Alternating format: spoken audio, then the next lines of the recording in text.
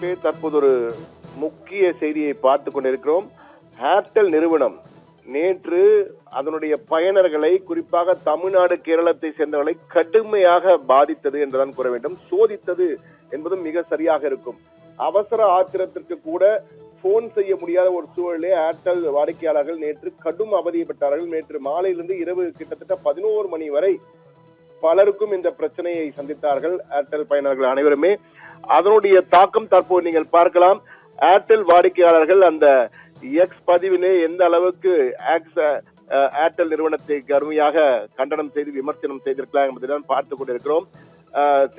It's time to say good bye to Airtel என்ற வகையில் எல்லாம் போட ஆரம்பிக்கிறார்கள். அந்த அளவுக்கு எக்ஸ்ட்ரீம்லி டிசப்பாயிண்டட் என்ற வகையில் கூறியிருக்கிறார்கள். இதற்கு காரணம் முழுமையாக ஒரு சிக்கல் ஏற்பட்டது, அதற்காக நாங்கள் செயல்பட்டோம் என்ற வகையில் தெரிவித்திருக்கிறார்கள். ஏர்டெல் நேற்று தொடர்பு கொண்டால் எமர்ஜென்சி கஸ்டமர் சர்வீஸும் தொடர்பு கொள்ள முடியும், எமர்ஜென்சி நம்பர்களும் செல்லவில்லை. அந்த அளவுக்கு ஏர்டெல் சேவை மிக மிக மோசமாக இருந்தது.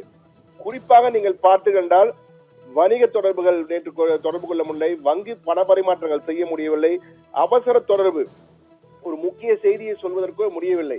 அந்த அளவுக்கு அனைத்து இடங்களிலுமே பாதிப்பு ஏற்பட்டதால் ஏர்டெல் பயனர்களால் எந்த ஒரு தகவலையும் பரிமாறக்கொள்ள முடியாத ஒரு சூழல் ஏற்பட்டு பல பாதிப்புகள் ஏர்டெல் பயனர்களுக்கு நேற்று ஏற்பட்டிருக்கும்.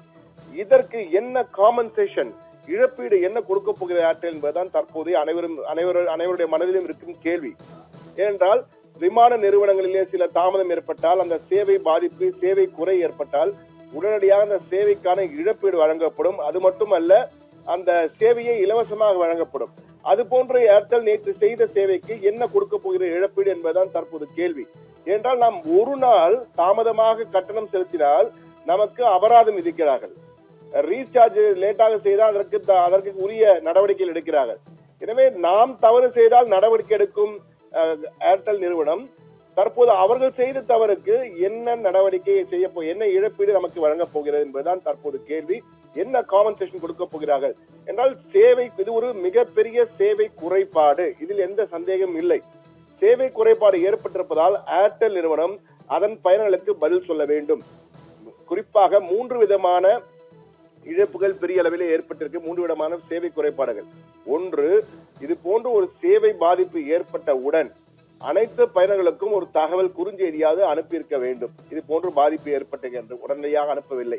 ஒரு நாள் கழித்து இன்றுதான் நான் உட்பட பலருக்கு இன்றுதான் அந்த சேவை குறைபாடு குறித்த ஒரு செய்தி வந்திருக்கிறது, குறுஞ்செய்தி.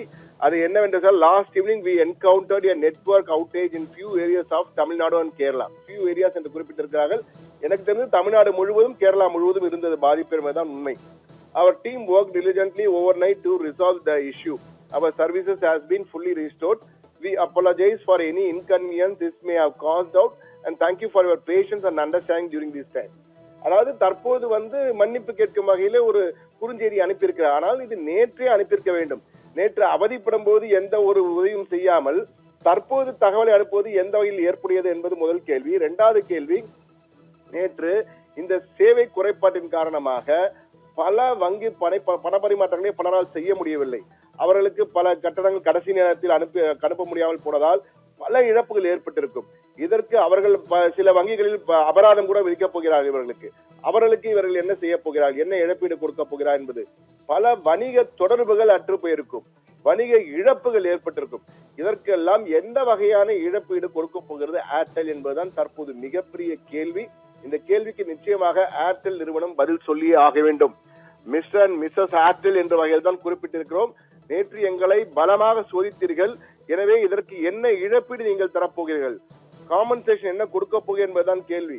குறிப்பாக நீங்கள் டேட்டாவை ஃப்ரீயாக கொடுக்க வேண்டும் அல்லது பண இழப்பீடு கொடுக்க வேண்டும், ஏதோ ஒன்றை நிச்சயமாக கொடுக்க வேண்டியது கட்டாயம். இல்லை என்றால் நான் சொல்லவில்லை, பயனர்கள், உங்களின் பயனர்கள், ஏர்டெல்லின் பயனர்கள் சொல்கிறார்கள், சமூக வலைதளங்களில் சொல்கிறார்கள், இது ஏர்டெலை விட்டு விலக வேண்டிய நேரம் வந்துவிட்டது என்று ஒரு பக்கம் கடுமையான தாக்குதல், இன்னொரு பக்கத்திலே நுகர்வோர் நீதிமன்றம் செல்ல போகிறோம். இது மிக திட்டமிட்ட தெளிவான சேவை குறைபாடு. இதற்கு உரிய இழப்பீடு தராவிட்டால் நுகர்வோர் நீதிமன்றத்திற்கு சென்று நுகர்வோர் நீதிமன்றம் மூலமாக உரிய இழப்பீடை பெறுவோம் என்ற வகையிலே சிலர் கடிதங்களை போட்டிருக்கிறார்கள், பதிவுகளை போட்டிருக்கிறார்கள். எனவே நிச்சயமாக ஏர்டெல் இதற்கு பதில் சொல்லியாக வேண்டும். நீதிமன்றம் செல்வதற்கு முன்னால் ஏர்டெல் விழித்துக் கொண்டு உடனடியாக இந்த பிரச்சனைக்கு ஒரு தீர்வு காண வேண்டும். பாதிக்கப்பட்ட பயனர்கள் அனைவருக்கும் உரிய இழப்பீடு ஏதேனும் ஒரு வகையிலே அவருக்கு கொடுக்க வேண்டியது நிச்சயம் அவர்களது கடமை. அந்த கடமையில் தவற மாட்டார்கள் என்று எண்ணுகிறோம். இல்லை என்றால் பயனர்களின் கோபம் ஏர்டெல்லுடைய சேவை மீது மட்டுமல்ல, நிச்சயம் நீதிமன்றத்தின் மூலமாக அவர்களுக்கு பல சட்ட சிக்கல்களை ஏற்படுத்துவார் என்பதிலே மாற்று கருத்து இல்லை. நேயர்களே.